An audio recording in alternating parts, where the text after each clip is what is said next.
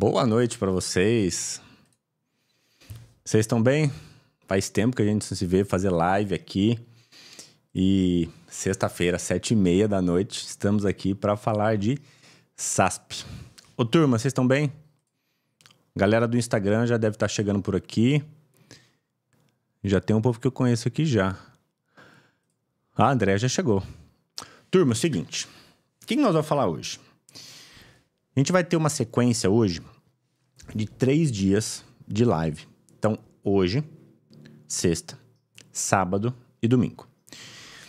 Eu preparei esse material para a gente discutir sobre SASP, tá? Não sei quem ainda sabe o que é SASP aqui. Então, já deixa aqui nos comentários. Eu quero entender, primeiro, se vocês sabem o que é SASP, que eu quero explicar isso de uma forma muito simples. Simples no sentido de ser fácil de entender. Porque vocês precisam ter esse conceito muito bem solidificado para que vocês entendam tudo que eu quero passar hoje para vocês, tá? E segunda coisa que eu quero que vocês deixem aqui é quem é da área da saúde, tá? Quem daqui é nutricionista ou da área médica. Ô, turma, vamos fazer por aqui? Senão não vai andar lá, não. Então, ó, deixa eu avisar o povo do... Ó, galera do YouTube. Ô, Duda, pede pro pessoal ir todo mundo pra lá. Pro Instagram, por favor. Porque aí a gente faz por lá. Ô, turma, é o seguinte. Passar isso aqui pra cá. E a gente faz por aqui, certo? E o YouTube... Bom, o YouTube é problemático. Deixa eu fechar isso aqui. Então é o seguinte. Processo de envelhecimento. Quando a gente fala do envelhecimento, eu tenho que pensar no que é o SASP. SASP é a sigla de fenótipo secretor associado ao estado senescente. Só que a gente tem que entender que quando eu começo a aumentar a produção de SASP, eu me pergunto, por que eu estou aumentando a produção? Eu tenho que saber isso. E essa produção, ela acontece pelo encurtamento dos telômeros. Ramon, o que é um telômero? A gente está sem slide aqui, mas a gente vai entender. Deixa eu só pôr isso aqui. Pronto. Pensa assim, você tem um cromossomo, você nasceu lá no teu DNA, você tem o cromossomo, que é a fita dupla face. Imagina que esse cromossomo é um fio de eletricidade mesmo, encapado. Essa capinha do fio, que quando você toca no fio você não toma choque, é como se fosse o nosso telômero. É a capa que está protegendo. Pensa dessa forma. Quando a gente vai envelhecendo, a gente começa a ter a gente vai desencapando esse fio e aquele fio de cobre que está ali dentro começa a ficar exposto. E quando ele está exposto, aquela eletricidade que passaria ali, ela começa a ter fuga. É a mesma coisa do nosso DNA. Então, quando eu encurto o meu telômero, o meu DNA fica exposto. Exposto a quê? Exposto aos danos oxidativos, aos danos dos radicais livres ali presentes, exposto a danos. E quando eu tenho um dano no DNA, eu começo a ter um prejuízo em toda a minha cascata anti-inflamatória, minha cascata antioxidante, minha cascata de replicação celular de uma célula se tornando outra célula, tá? Então, quando eu penso no SASP, é isso. Mas aí eu penso assim, tá, mas eu vou envelhecer. Só que quando eu penso no envelhecimento, eu não estou pensando em chegar em 200 anos. Eu não estou pensando em chegar em 120 anos, somente isso. Eu estou pensando em chegar em tal idade, seja lá qual for, 60, 70, 80, 90, 100 anos. Só que eu busco quem? A qualidade. A qualidade é o que me dita. Porque não adianta... Qual que é o fundamento de se chegar com 80 anos, acamado, sem expectativa nenhuma de qualidade de vida, se você não consegue andar, se você não consegue ir ao mercado, se você não consegue dirigir seu carro, se você não consegue fazer nada. E essa é uma realidade do Brasil hoje, uma realidade do mundo, na verdade. Porque as pessoas estão envelhecendo, só que nós eu digo o planeta, não temos capacidade em lidar com o processo de envelhecimento. A gente não tem estrutura física, estrutura do sistema de saúde. A gente não tem estrutura nenhuma para lidar com a população mais idosa, acima de 80, 90 anos. Isso, querendo ou não, é uma realidade. Quer a gente goste ou não. Então, assim, o que a gente tem que pensar nas estratégias anti-envelhecimento é justamente para que a gente chegue nesse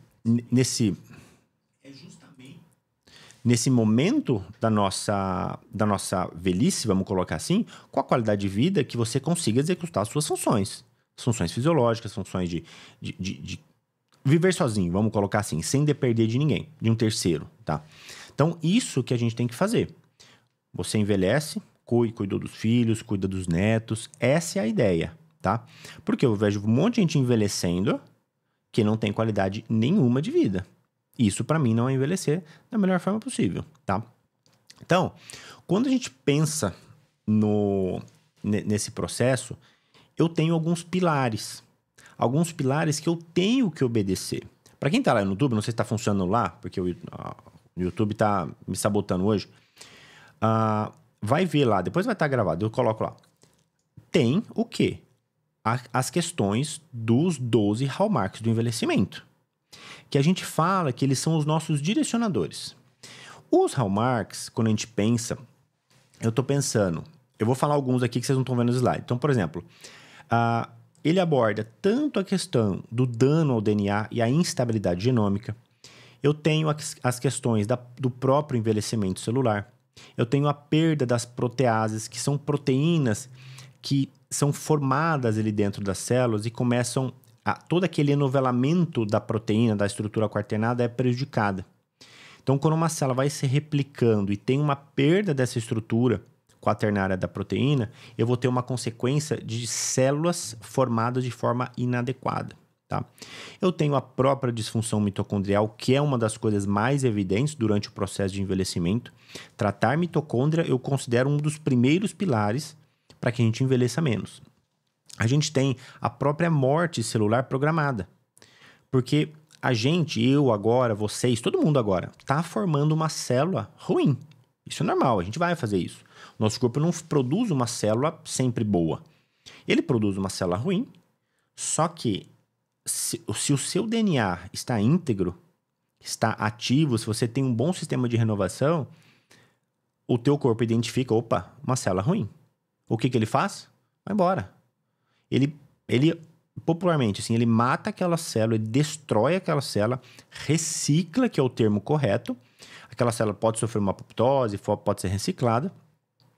E a gente fabrica novamente uma nova célula. Então, isso é um sistema de controle que todos nós temos. Só que com o passar do tempo, a gente vai perdendo esse controle. E uma célula ruim, que foi formada, que não deveria ter sido formada, vai ficar lá, tá? Então, a gente tem que realmente ter esse controle. Deixa eu só ver como é que tá lá.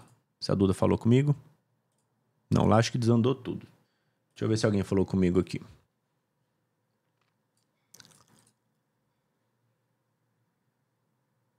Ô turma, vai por aqui mesmo. No YouTube não deu, não.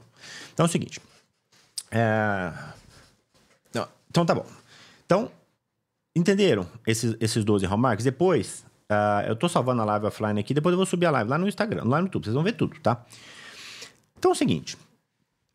Quando eu tenho esses 12 pilares, eu tenho primeiro, você profissional, jamais vai pensar num pilar isolado, porque um pilar depende do outro. Uma disfunção mitocondrial aumenta dano ao DNA por outras consequências. Um dano mitocondrial aumenta o estresse oxidativo e esse estresse oxidativo prejuíza a autofagia de uma outra célula. Então, assim, não existe algo isolado. Isso aqui é uma teia e o profissional que vai bolar uma estratégia anti-envelhecimento tem que olhar para isso de uma forma muito ampla para que ele não fique limitado a uma única estratégia. E isso é importante para a gente pensar.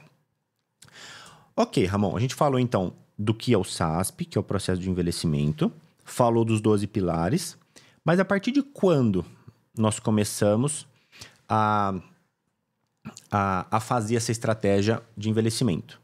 A gente faz essa estratégia, gente, desde o momento da gestação da mãe. Então, a mãe, desde o momento que ela vai gestar, de toda a programação da gestacional, a gente já vai colocar uma estratégia. Você não vai suplementar um bebê, você não vai suplementar um embrião, não é isso. Só que se a mãe que passa o código genético, principalmente a genética mitocondrial para a criança, e esse fundo, essa estrutura de controle oxidativo já está problemático, eu vou ter um prejuízo grande já no processo de gestação. Então, quando eu começo desde a mãe gestar um bebê. E desde o bebê nasce, eu já vou fazer uma estratégia anti-SASP no nenê, na criança. Ah, Ramon, mas vou suplementar uma criança? Não. A estratégia anti-SASP não é baseada em suplementação. A suplementação é a ponta do iceberg.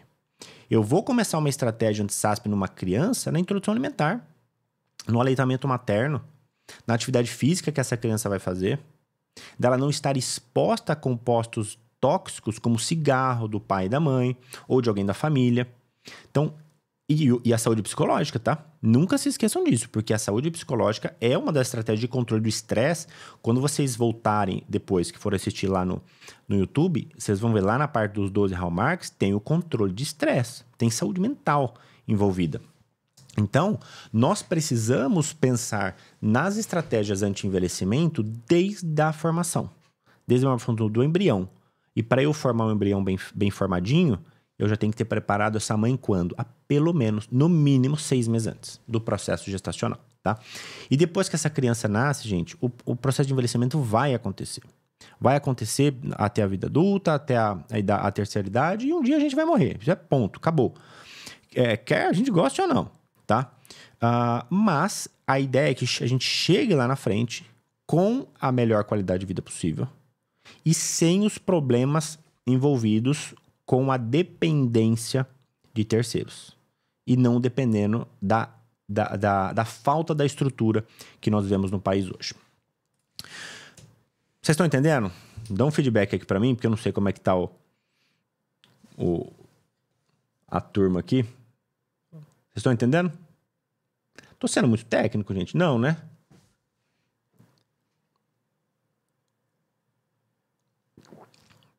Obrigado, Dri. Tá, excelente. Então tá bom.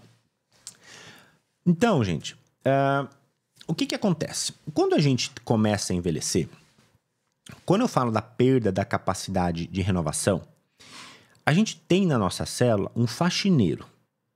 Pensa o seguinte, você tá lá na tua cozinha cozinhando. Se você não cozinha, imagina tua mãe cozinhando, gente, qualquer pessoa. Quando a gente cozinha, o que você tá fazendo? Você tá pegando uma cebola, tirando a casca, picando um alho, tirando a para de carne, tá cozinhando. E você tá gerando o quê? Resíduo. Esses resíduos, você faz o quê com ele? Você joga fora. No nosso corpo é a mesma coisa.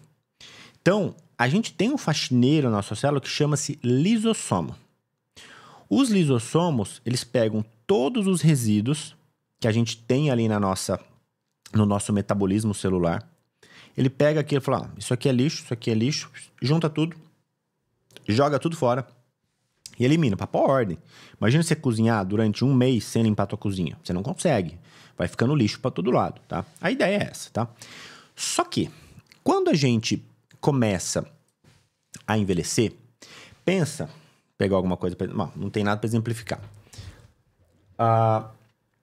Você tem o lisossomo aqui, tá? Esse lisossomo, ele tem uma parede, uma membrana celular. E essa membrana celular, quando a gente é novinho, é uma membrana íntegra. É a mesma coisa da permeabilidade do intestino, que todo mundo fala. Quando a gente envelhece, o lisossomo ele vai se tornando permeável. Ou seja, ele começa a formar vários buraquinhos e o conteúdo de dentro do lisossomo vai para fora e o conteúdo de fora vem para dentro. Você começa a ter uma translocação de conteúdos que não eram para ser misturados. E principalmente o quê? Prótons, íons H+. Isso gera uma consequência no pH. E essa alteração de pH para uma célula que tem que ter um pH extremamente ajustado para fazer as reações bioquímicas, isso acaba com a capacidade de renovação celular. Isso acaba com a capacidade de síntese proteica. Por quê? Porque o pH não está mais adequado para o funcionamento das enzimas intracelulares trabalharem. Certo? Isso gera uma consequência muito grande na massa muscular. Então, um idoso que está perdendo massa muscular no processo sarcopênico, será que é só o consumo proteico que faz diferença? Eu quero que vocês pensem. Por quê? Eu estou dizendo que o processo de envelhecimento altera a síntese proteica. Será que só dá proteína para essa pessoa aumentar? Vamos comer mais carne, mais proteína, que seja. Resolve? Não resolve. Não resolve porque eu não estou tratando a causa do processo primário. Então, lá no curso, quando eu vou abordar a parte do SASP, da sarcopenia, eu mostro alguns estímulos, não é só você estimular a via do mTOR. Se você fica só estimulando a via do mTOR, a via do mTOR, gente, ela é oposta ao envelhecimento. A via do anti-envelhecimento é a via do MPK. Eu tenho que estimular a MPK para ter o anti-envelhecimento. A via do mTOR e a via de AKT pode aumentar o envelhecimento. Então, assim, eu tenho que achar um equilíbrio. Se você pega um idoso e começa a colocar um monte de proteína sem tratar o SASP, gente, você acelera o processo de envelhecimento dele. Não resolve, tá? Então, isso a gente tem que estar muito consciente na hora de bolar a estratégia. Porque a estratégia primária tem que ser o controle do SASP. Depois que eu solidifiquei isso, aí eu construo outras estratégias pensando ou na sarcopenia, ou no envelhecimento neurológico, mas a base, ela tem que ser feita, tá bom? E quando uma célula envelhece, ela tem algumas mudanças. Assim, ela se torna uma célula com alteração das proteínas Gal. Ela se torna uma célula com uma mitocôndria muito mais prejudicada. A mitocôndria que vai produzir energia dessa célula, ela é uma mitocôndria danosa. Ela é ineficiente para produzir energia. Ela até às vezes está ali em número pequeno, mas ela é pequena, ela é, entre aspas, popularmente falando, ela é uma mitocôndria atrofiada. Não é esse termo, tá, gente? Eu estou generalizando para ficar fácil de entender. É uma célula que tem um telômero reduzido, é uma célula que tem resistência à apoptose, é uma célula que não vai morrer. E às vezes eu quero que a célula morra para ela dar espaço a uma célula nova, mais jovem, mais íntegra, mais funcional, tá bom? Então, todo esse processo vai gerando mais o quê? Processo inflamatório. E quando eu tenho mais processo inflamatório, eu tenho mais SASP. Então, aqui é aquela coisa. Eu falo que é um loop que não tem fim, é um loop infinito. Quem começa? Inflamação, disfunção mitocondrial. Gente, isso entra num bolo e a gente não tem fim. É uma célula que se envelhece num ritmo cada vez mais acelerado, tá? Tem um slide aqui que não dá nem pra... Gente, não vou nem falar disso aqui, porque senão vai... Já tô falando um tantão.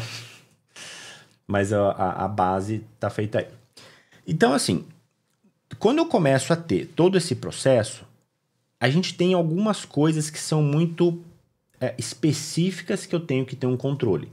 Primeiro de tudo, gente, eu tenho que reequilibrar o fluxo de NAD. Por quê? Quando eu tenho...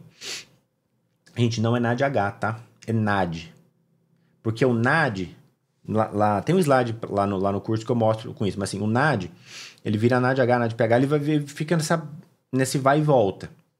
Só que para eu estimular a minha síntese de enzimas antioxidantes, eu preciso do NAD. É o NAD que eu preciso, do NAD+, tá? Por isso que eu tenho que ofertar o NAD de forma contínua.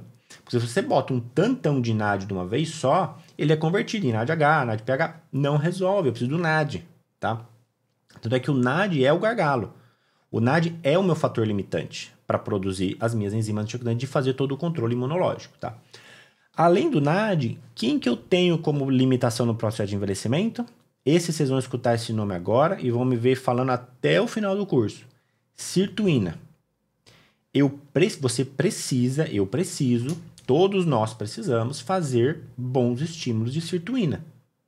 Ramon, como é o estímulo de sirtuína? Gente, tem N estratégias, mas uma das mais primárias, atividade física. A atividade física e quem? Sono. Gente, você vai começar a sua estratégia de SASP no sono. Porque é no sono que a gente vai conseguir o quê? isso aqui, ó. Cadê? Ah, isso aqui. Quando eu tenho uma regularidade do sono, e aqui eu não estou falando só em dormir, tá? Eu estou falando do horário que você dorme, do horário que você acorda e de como você distribui a sua alimentação ao longo do dia. Do dia, não é da noite, tá? Porque a nossa sincronização do nosso relógio biológico vem disso, da exposição solar. Vou tirar isso aqui da frente. Da exposição solar, do sono, da atividade física e do horário que a gente come. Eu preciso desses 4 fatores, desses 4 pilares para fazer uma boa, que a gente chama de sincronização. Quando eu desincronizo isso, aí por qualquer coisa, ou porque está dormindo tarde, eu fico vendo série até 1h da manhã. Eu sei que vocês fazem isso, porque eu já fiz isso também. Hoje eu não faço mais, hoje 10 horas eu tô na cama. Mas, vou falar que eu não faço de vez em quando? Todo mundo faz, gente. Não existe, eu vou dormir todo dia 8 horas da noite. Não vai, é mentira. É preciso dormir 8 horas da noite? Seria ótimo se a gente dormisse. Isso é palpável? Não, isso não é palpável, isso não é real para nossa realidade. Então, toda vez que eu desincronizo, tô dormindo tarde, tô comendo à noite, tô comendo muito cedo, eu acordei, por exemplo, 5 horas da manhã. Gente, mal acordou, já tá comendo um monte de refeição cheia de carboidrato. Você vai se controlar ciclo circadiano por causa disso. Você não fez uma estratégia para o estímulo da sirtuína lá. Quando eu detalho os estímulos, a gente tem que pensar numa distribuição ao longo do dia, porque a primeira estratégia do dia e a última, os 2 extremos, tem que ser com base em estímulo. É nesses pontos-chave que eu preciso ter um foco mais abrangente para a minha estratégia de envelhecimento. Porque, durante a noite você passou, sei lá, dormiu 8 horas, 8 horas sem nenhuma estratégia. E quando você vai dormir, você vai ficar mais 8 horas sem nenhuma estratégia. Então, e você vai produzir radical livre à noite. Isso é normal, isso é fisiológico. Mas, o que eu preciso fazer? Ter um controle para que quando eu acorde, eu promova um estímulo detoxificante. Um estímulo antioxidante, um estímulo anti-inflamatório. Para que eu estimule o PPR-gama, eu estimule o meu NRF2, as minhas sirtuínas, as minhas próprias enzimas antioxidantes. Certo? Eu ia falar uma coisa que eu acabei esquecendo do sono. Esqueci. Um dia me perguntaram numa live: Ramon, eu tenho filho em casa, eu tenho filho pequeno. É muito fácil falar para dormir, sendo que a pessoa não tem filho em casa. Vou falar uma coisa.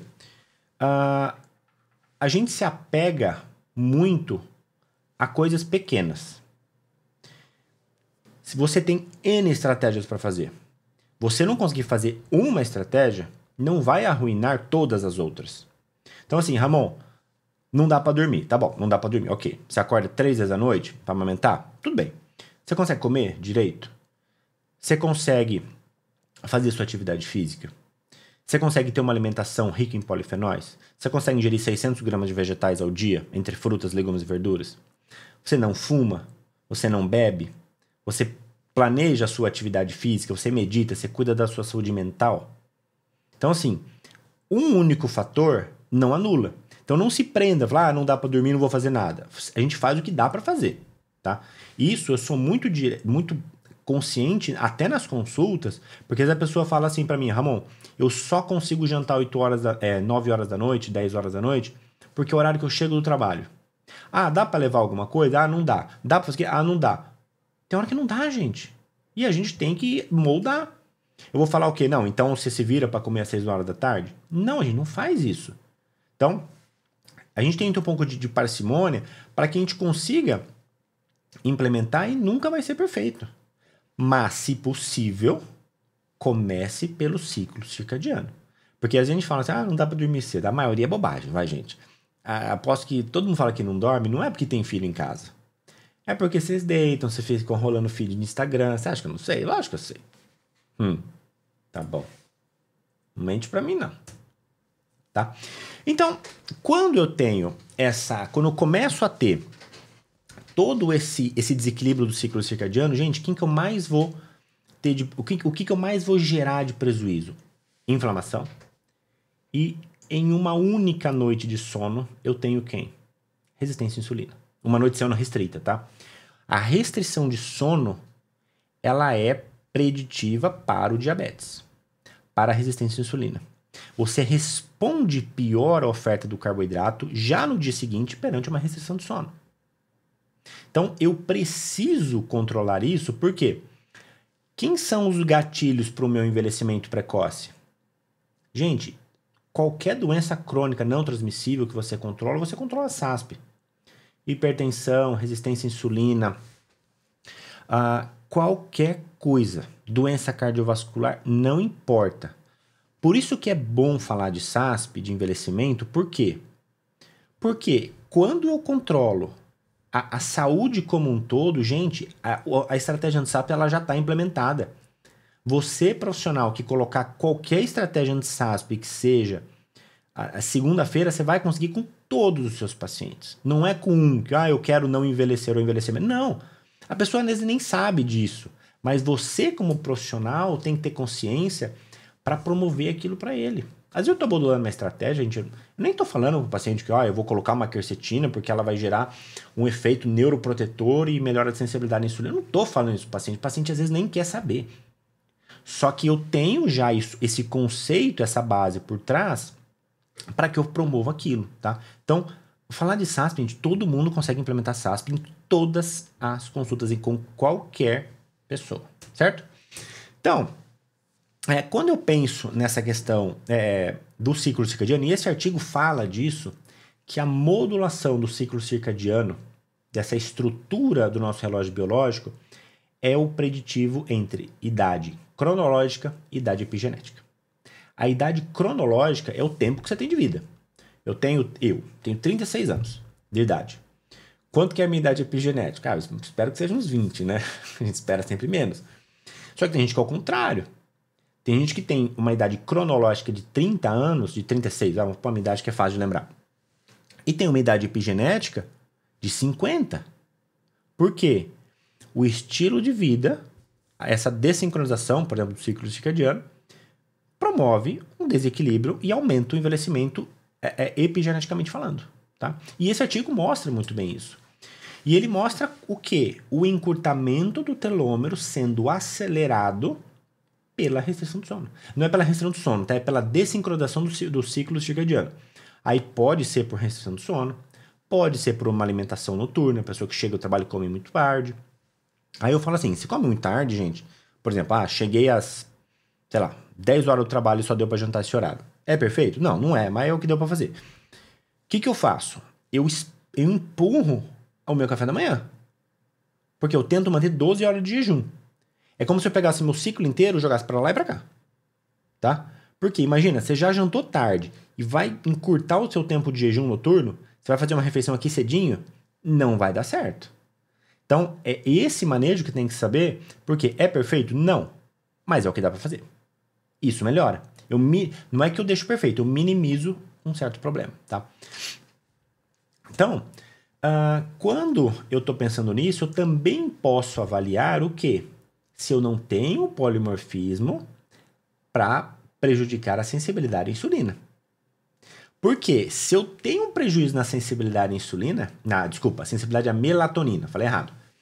Se eu tenho um prejuízo na sensibilidade à melatonina, eu vou ter, geneticamente falando, uma tendência, uma maior probabilidade em ter uma desincronização do ciclo circadiano. Aumentando quem? Que é o que esse artigo mostra aqui. Risco de diabetes e diabetes gestacional. Então, veja, a resistência à insulina, eu falo desde o começo e insisto até o final. Resistência à insulina é um dos principais agravantes do processo de envelhecimento e processo de SASP. Gente, resistência à insulina eu falo que é o mal do século. Tá todo mundo com resistência à insulina, todo mundo não, né? Boa parte. E muitas vezes subdiagnosticada.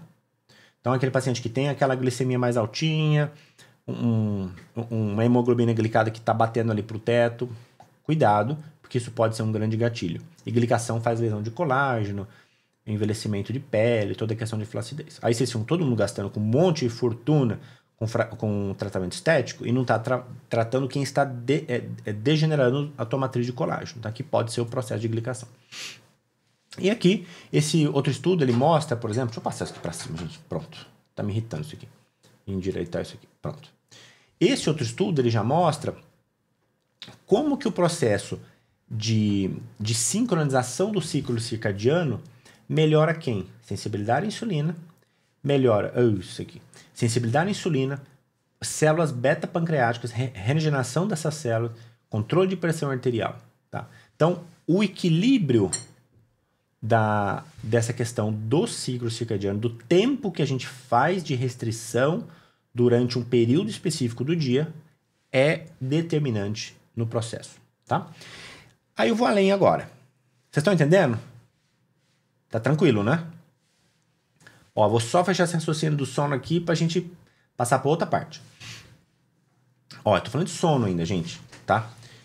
Ô, Márcia, o YouTube tá com problema hoje. Depois vocês assistem lá no YouTube, tá? Depois eu subo a live inteira com slide. Gente, quando a gente pensa no controle antioxidante, todo mundo quer fazer o quê? Pegar uma cápsula, não tô com nenhuma aqui, vou tomar meu chá falando isso. Quer pegar uma cápsula e tomar um antioxidante. Tá bom. Só que você está estimulando a tua síntese de enzima antioxidante? Porque eu não quero depender da externa. Tudo bem, eu posso usar a externa. Mas você está aproveitando a tua capacidade para produzir a sua enzima antioxidante? Gente, porque o teu corpo produz. Todo mundo tem capacidade de produzir enzima antioxidante. Isso é fisiológico, a gente precisa dela. O sono, quando eu tenho um sono adequado, eu tenho um menor estímulo de uma proteína que chama PIR. Quando eu tenho esse baixo estímulo da proteína PIR, eu modulo o meu gene clock e eu promovo um estímulo de PGC1-alfa, sirtuína, NRF2 e PPR-alfa. Resumindo, para quem não for da área, para quem é da área sabe, e para quem acompanhou minha aula na pós-graduação já está careca de saber também. Eu já tenho, em resumo, estímulo de antioxidantes, estímulo das minhas mitocôndrias e o estímulo do controle inflamatório. Eu tenho todo o pilar já sendo feito, só com o sono. E se eu tenho isso, a minha síntese das enzimas mais master antioxidantes, glutationa, superoxidismutase e catalase sendo estimuladas. Então, se você não dorme, você não vai ter enzima antioxidante. E se você não tem enzima antioxidante, você tem mais radical livre, né, circulante. Se você tem mais radical livre, você tem mais dano ao DNA. Se você tem mais dano ao DNA, você tem mais encurtamento de telômero. E se você tem mais encurtamento de telômero, você envelhece mais rápido, certo? E se você não está dormindo, aquela proteína PIR, ela é estimulada. E quando ela é estimulada, ela aumenta quem? A via da ubiquitina proteasoma. Você tem o quê? Catabolismo muscular de novo. Aí eu caio de novo no processo da associação de sarcopenia e envelhecimento. Será que a pessoa não realmente tem uma resistência anabólica ou ela não está dormindo adequadamente?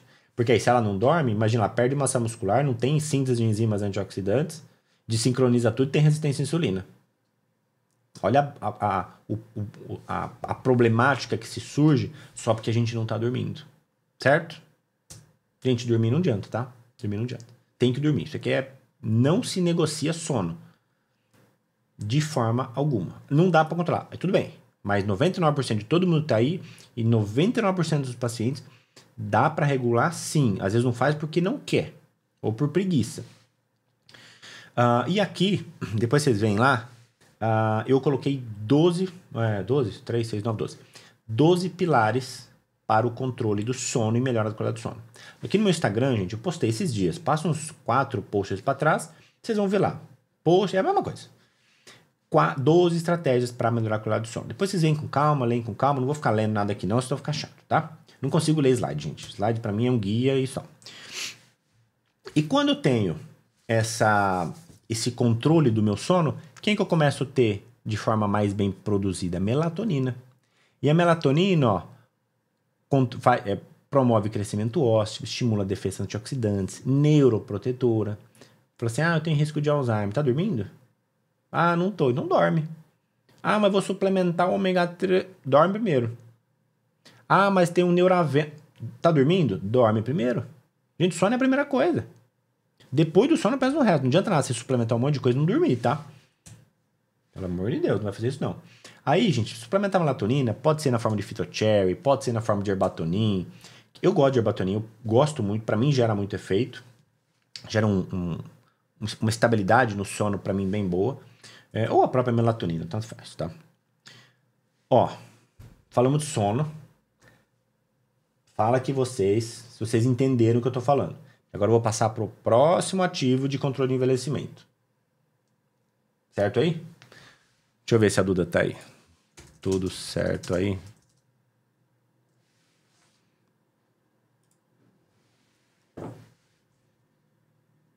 Tá vendo? Olha lá, ó. Melhorei muito depois do sono. Gente, não adianta. Tem que dormir, isso não dá. Gente, vocês estão entendendo? Vocês têm que entender o que eu tô falando.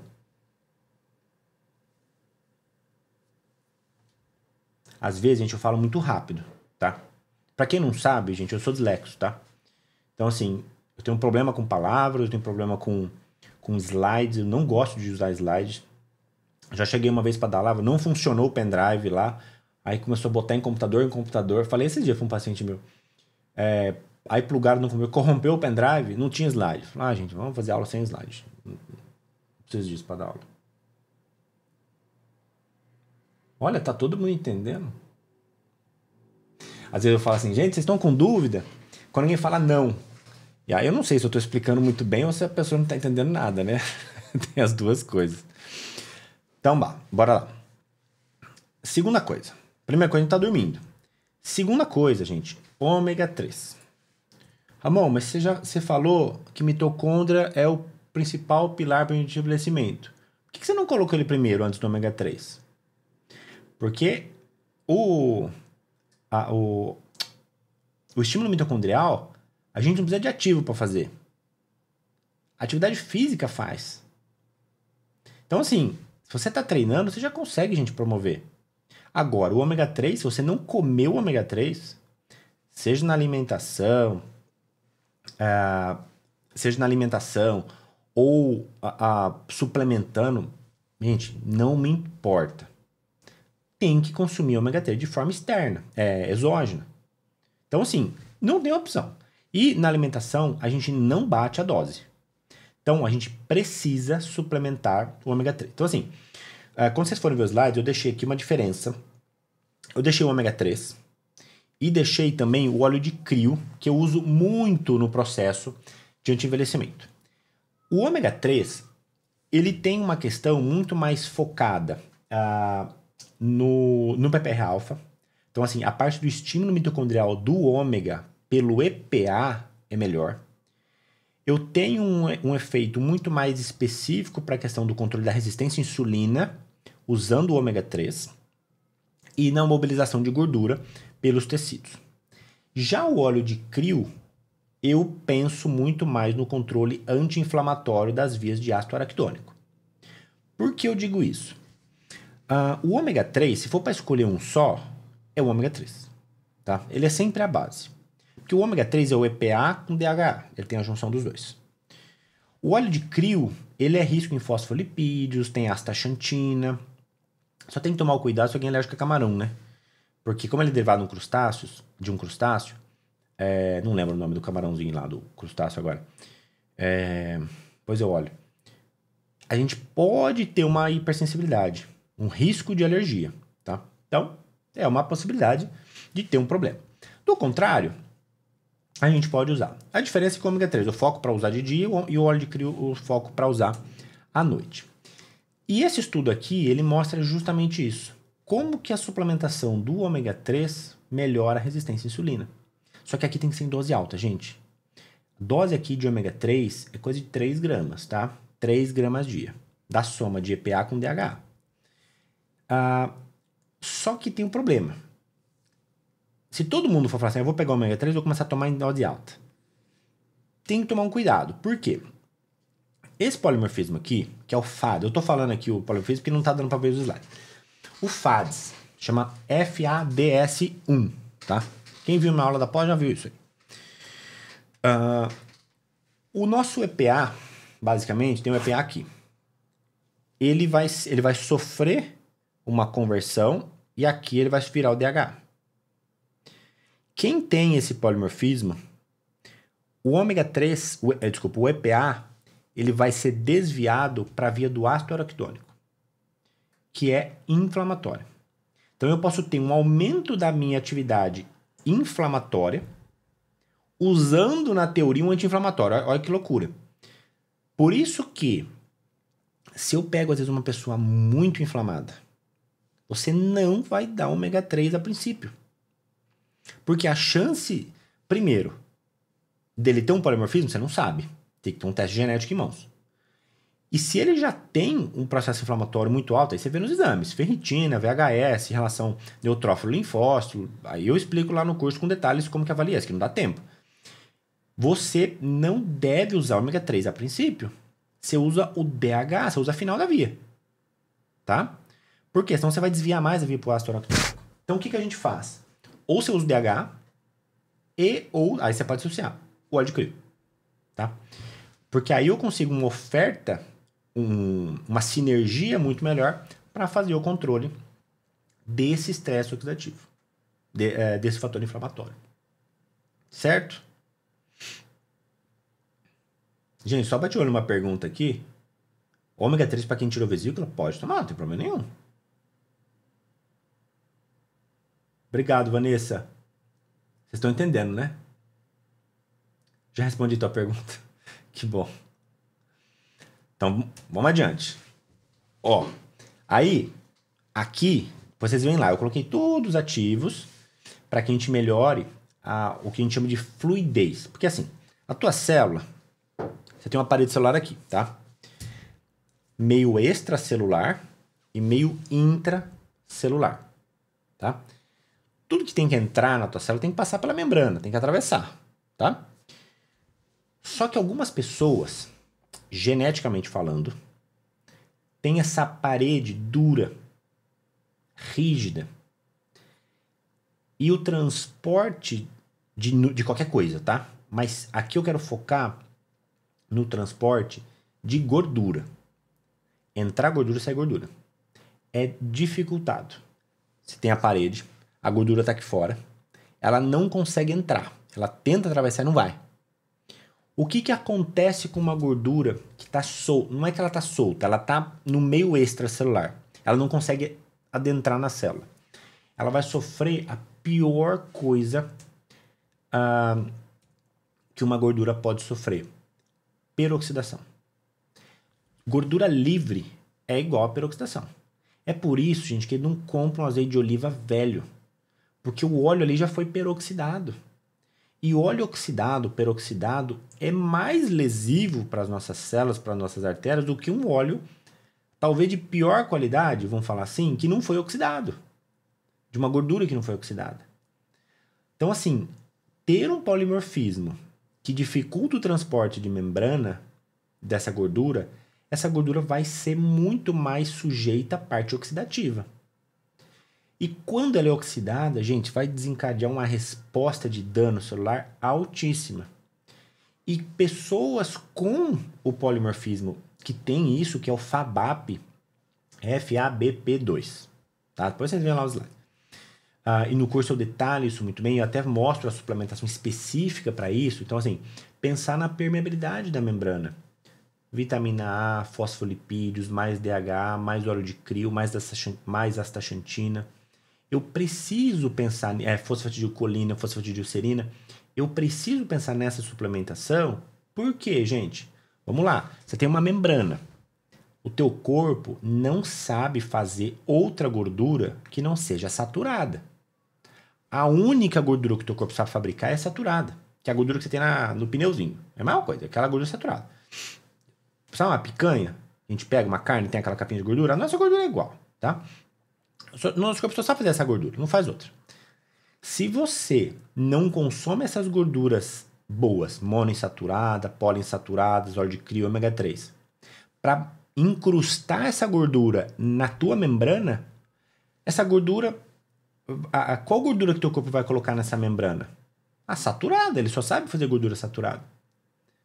E assim, a nossa membrana tem gordura, tá, gente? Isso aí não tem jeito, vai ter. Se você não come gordura mono e poli, você vai colocar ali gordura que você faz, que é a saturada. E a gordura saturada é muito estável, ela tem uma estabilidade muito alta. Então, a rigidez dessa membrana celular é alta, é dura. Você não transloca nada de dentro para fora, de fora para dentro. Então, uma pessoa, por exemplo, tem dificuldade de entrar numa dieta cetogênica, porque não consegue tirar a gordura para produzir corpo cetônico. Então, olha o problema que a gente tem. Então, eu começo a ofertar quem? Colina, fosfodiesterina, DHA, ômega 3, óleo de crio, astaxantina, em dose mais alta, para que eu gere mais incorporação desse tipo de nutriente nessa membrana para ela ficar mais molinha. Aí, se ela está mais molinha, a gordura entra. E se a gordura entra, não deu tempo dela ser o quê? Peroxidada. Certo? Entenderam? Gente, é o seguinte, vocês estão falando do ômega, o ômega para artrite é o ômega 3 mesmo, é o EPA. Só que você tem que avaliar o seguinte, se essa pessoa não está descontroladamente inflamada, aí no primeiro momento você não vai usar o EPA, tá? É isso que eu tô falando. Depois você usa, não tem problema. Depois você controla um pouquinho ali o processo inflamatório, tá? Óleo de crio, Nelma, basicamente 500 mg, tá? Já é o suficiente para começar, porque é associação, né? Ômega 3, crio e DH, pode pôr os três. Mais 200 de colina, mais 200 de serina, mais uns 1000 de DH, talvez, tá? Aí, gente, vamos além. Não vamos ficar só nisso, isso é muito pouco. A gente tá falando de anti-envelhecimento, tá?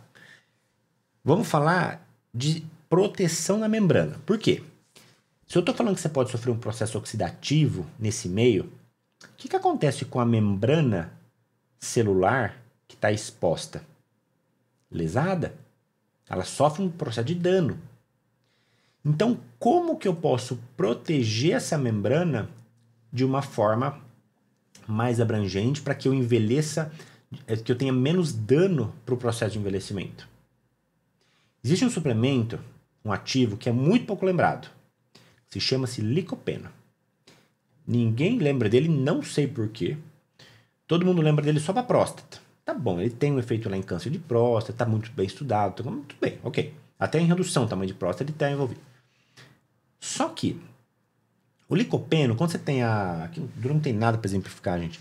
Você tem aqui. Imagina que isso aqui é a parede da sua célula, tá? Você tem aqui fora a fase aquosa, para quem é da saúde já sabe, vai, membrana, as duas paredes da membrana. Aquosa, e aqui no meio, a fase lipídica, que é composta de gordura. A astaxantina, quando eu suplemento ela, vou pegar isso aqui, astaxantina, ela cruza de fora a fora a minha membrana. Ela se liga na parte aquosa, então ela vem de um lado até o outro e gera uma estabilização. O licopeno fica aqui no meio da membrana. Se eu associo os dois, astaxantina mais licopeno, quando isso for incorporado na membrana, eu tenho um que está cruzando e o outro que está no meio. Gente, eu melhoro tanto a minha proteção de membrana fazendo isso. Membrana de tudo, tá? Membrana de mitocôndria, membrana de célula neurológica, de célula, estou falando de tecido. E eu gero uma proteção muito melhor para essas questões, prevenindo muito mais o dano à membrana quando eu tenho essa proteção. Mas eu só estou usando essa astaxantina. Legal. Só que se você associa, às vezes, com outro ativo que está no meio, você pode ter uma associação muito melhor. Dose do licopeno, gente, varia de mais ou menos de 5 a 10, de 5 a 15. É uma dose legal para a gente trabalhar, tá? Essa questão das doses, nos slides estão, lá no curso eu vou detalhar, eu ponho até o exemplo das fórmulas, tudo certinho. Ó, você vai associar tanto de licopeno, tanto de astaxantina, no horário tal, tem tudo lá, tá? É que aqui não dá para ficar falando de doses, então não dá tempo, porque eu já tô mais tempo que falando do que eu deveria. Entenderam essa questão da permeabilidade da membrana? Então, associação que vocês podem fazer com ômega 3. Vamos lá. Ômega 3, DHA, licopeno, óleo de crio, zeaxantina e luteína. Não é todos, tá? Associe de 2 a 3. Então, hoje agora, um ciclo, agora, 3 meses, 4 meses. Vai ser ômega 3, licopeno e astaxantina.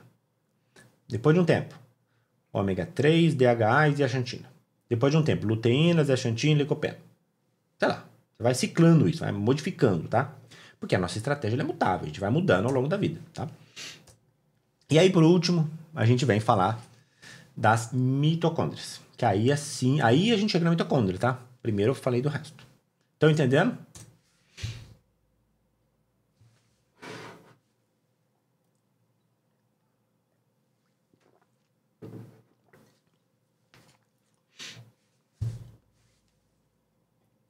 Ô, turma, vocês estão entendendo? Me fala, vocês estão entendendo tudo aí.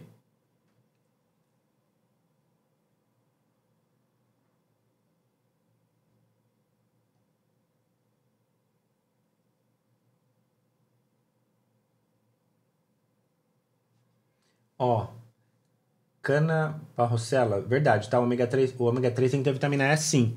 Mas é só para proteger o ômega 3 de oxidação, tá? Você não vai aproveitar nada que lá a vitamina E ali, tá? Perfeito? Sim, sim, sim. Passeamento no mato metabólico. É verdade. Então tá bom. Turma, vamos embora. Próximo ponto.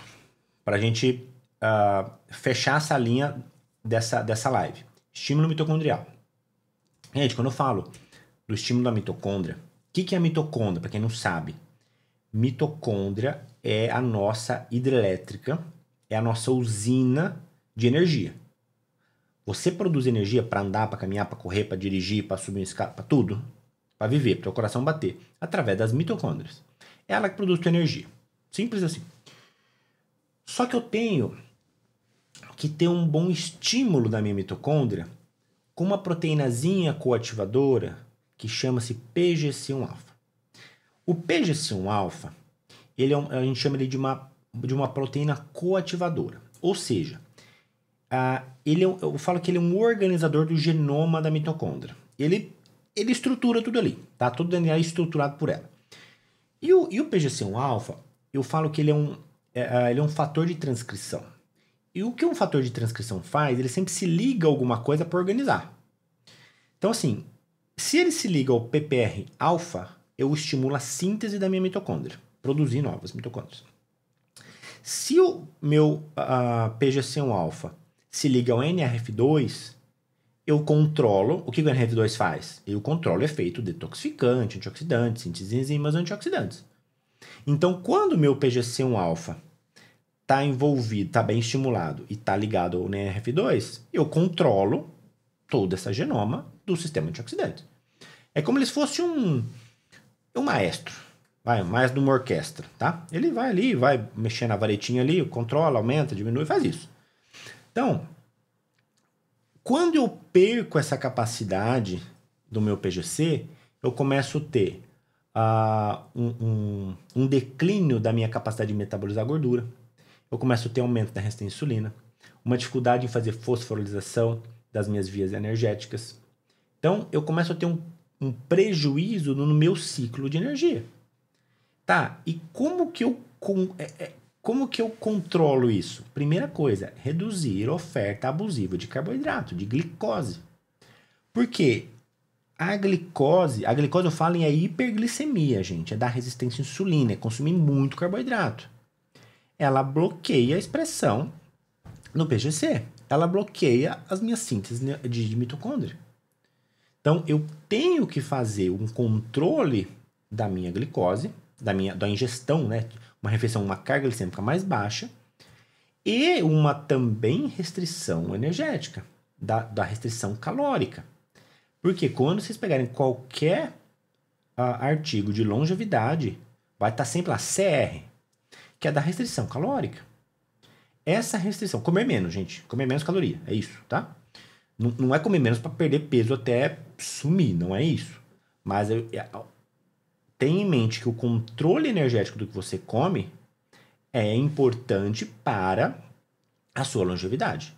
A pessoa que come muito, tem aquela alimentação hiperglicídica, hiperlipídica, hiper tudo, envelhece mais, tá? Você tem que ter isso em mente, tá? Então, e como que eu protejo essa mitocôndria? Porque assim, já falou do fator de transcrição, falou ali dos estímulos, tá, mas eu tenho que proteger essa mitocôndria. Porque essa mitocôndria, gente, como ela usa muito oxigênio, ela tem muito oxigênio envolvido ali no processo, ela é muito sujeita ao estresse oxidativo. Você produz muito radical livre ali. Então, aqui a gente chega na coenzima Q10. A coenzima Q10, gente, eu falo assim, dos suplementos obrigatórios, não digo obrigatório, digo assim, mais essenciais. Para o envelhecimento, eu coloco sim a coenzima Q10 encabeçando a lista, tá? Por quê?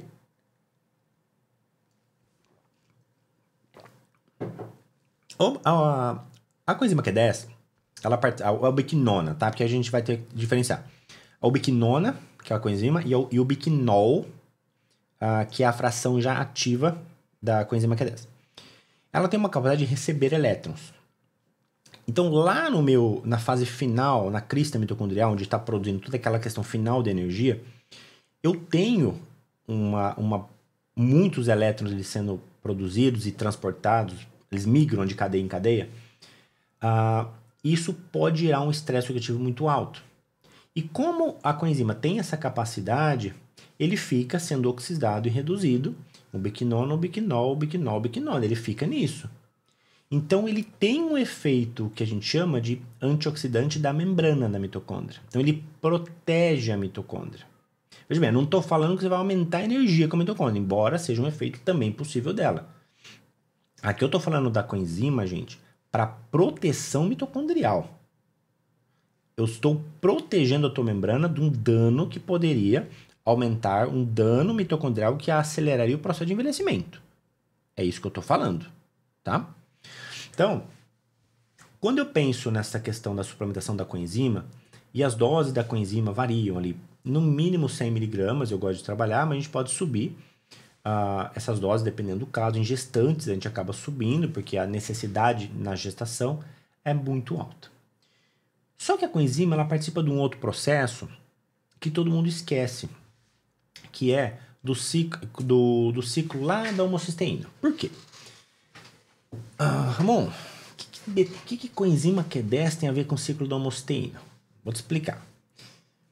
Quando você tem o ciclo da homocisteína, eu até vou deixar aqui, depois vocês vão ver lá, você tem essa homocisteína sendo produzida, quebrada, produzida, é um ciclo. É o ciclo da homocisteína que chama. Quem é profissional já sabe. Só que uma das coisas que participa ali dessa questão do ciclo é a betaína. Só que a betaína, ela pode ser produzida através da colina. Só que essa via de conversão de colina, por exemplo, você já deve ter visto. A fórmula para controlar a homocisteína. Tem colina lá. Uhum. Mas será que você tem coenzima Q10? Ramon, mas por quê? Porque a coenzima Q10 participa da via de conversão da colina em betaína. Por isso que às vezes eu coloco betaína direto, gente. Bota trimetilglicina lá. Mais rápido. É uma via menos para converter. Não precisa. Tá, põe a via lá atrás. Põe na frente, mais rápido. Então, a coenzima Q10 também participa disso. E quando eu tenho um prejuízo de lesão de membrana, um prejuízo na minha homocisteína, eu começo a ter isso aqui. Eu expliquei hoje na livezinha que eu abri rapidinho. Gente, a homocisteína, ela fala do ciclo de renovação celular.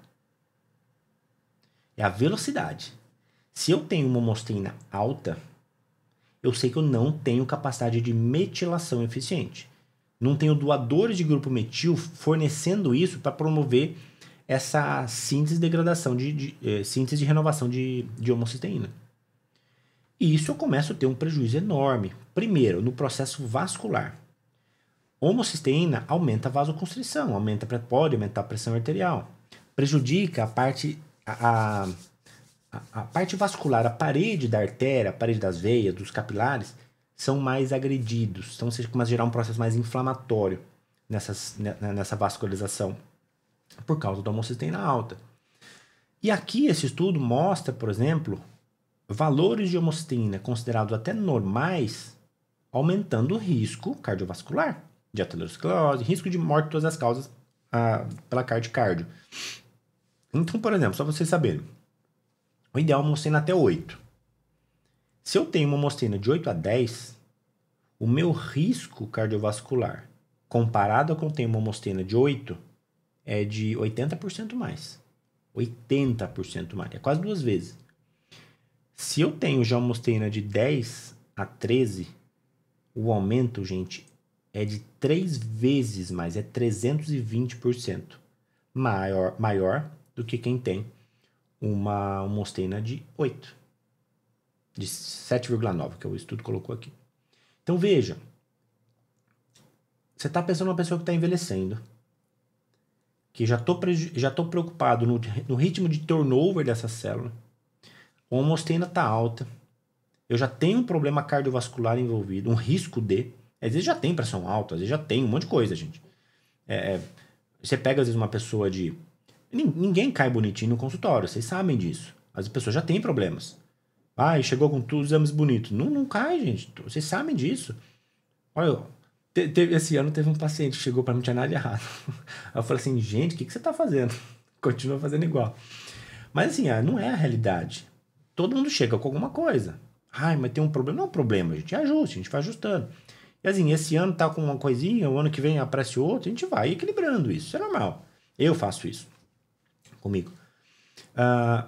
Aí, essa pessoa já tem esse problema. Aí, pensa agora numa mulher que já está na menopausa, que já tem um risco de osteoporose aumentado, que já tem um risco cardiovascular aumentado, que já tem um risco neurológico de Alzheimer e deficiência cognitiva aumentado pela falta do hormônio, porque talvez ela não esteja fazendo reposição hormonal. Por quê? A redução hormonal aumenta risco. Sou a favor da reposição hormonal quando bem feita para o médico. A parte cognitiva, gente, é muito piorada na menopausa pela deficiência dos hormônios, testosterona e estradiol principalmente, tá? Então, como eu já tenho a menopausa, já tenho risco de osteoporose, a homocisteína, sabe o que ela faz? Ela aumenta a degradação das matrizes de colágeno. Então, você tem perda óssea porque a homocisteína está alta. E às vezes as pessoas às vezes falam assim, mas por que eu vou dosar homocisteína? Aí eu pergunto assim, por que você não dosaria homocisteína? Se para mim ela é importante para eu saber a tua capacidade de metilação, direta ou indireta, o teu risco afere de forma indireta teu risco cardiovascular e afeta, me mostra a velocidade de renovação de célula por causa da metilação, né? É uma coisa só. E me mostra prejuízo na função óssea, na qualidade óssea. Só com o exame de homocisteína, gente. Aí fala assim, a homocisteína está alta. Tá, e o que eu vou fazer? Aí você tem que achar por que aumentou. Ou é vitamina B6, que está em falta, que geralmente não é. Ou é B9, que pode ser, ou B12. Aí eu não ia falar, mas vou falar, tá? Tem uma coisa. Vocês vão virar aula de exame, né? Vou falar, vai. Me perguntaram um dia uma vez assim, Ramon, eu tenho uma homocisteína normal, uma homocisteína tipo 6, vai. E a B12 tá baixa. Baixa quanto? Tá 200. E o ácido fólico tá bom, tá 20. Você tem que tomar um cuidado nisso, gente. Para quem é profissional, agora para quem é profissional, tá? Que às vezes vai fazer suplementação. Sabe o que acontece? Às vezes você suplementa a B12, o ácido fólico cai. Você sabe por quê? Não é que você tá perdendo o ácido fólico, é porque o ácido fólico era mentiroso, não era real. Porque assim, em toda a trinca desse complexo, você tem um equilíbrio, uma sinergia entre eles. Quando eu doso vitamina B12, eu estou dosando no sangue. Eu tirei lá um tubo de sangue e vi o quanto tinha de B12 no sangue. Eu não sei o quanto tem na célula, que é o eritrocitário. Você até pode dosar. Não é comum, não precisa, geralmente, mas não é mais incomum a gente pedir um eritrocitário. Ou seja, eu medi no sangue, tenha isso em mente, grava. Quando eu tenho menos B12, o meu ácido fólico sai do eritrócito e vai para o sangue. Eu saio, arranco fora de lá. Então se desequilibra. Quando eu restabeleço o meu nível de B12, porque eu estou suplementando, o ácido fólico volta para o eritrócito. Então quando eu tiro o sangue, ele cai. Não é que ele caiu, ele voltou para o lugar que tinha que estar. Então, isso é uma coisa importante para a gente saber dessa sinergia, porque se você vê que você tem lá uma B12 mais baixa e um ácido fólico mais altinho, talvez esse valor esteja mentiroso, só que pela homocisteína estar normal, e normal para mim até 8, talvez mesmo assim você tenha uma capacidade de promover ventilação. Mas, como você está num limite baixo de B12, gente, não tem margem de erro. Então, mesmo assim, eu prefiro subir um pouquinho a B12, para uns 500 no sangue. Porque quando eu tenho 500 no sangue, eu tenho certeza que eu tenho o suficiente dentro da célula. Entenderam o raciocínio? Deu para entender essa dinâmica? Isso vale para ferro também, viu, gente? Ferro e B12.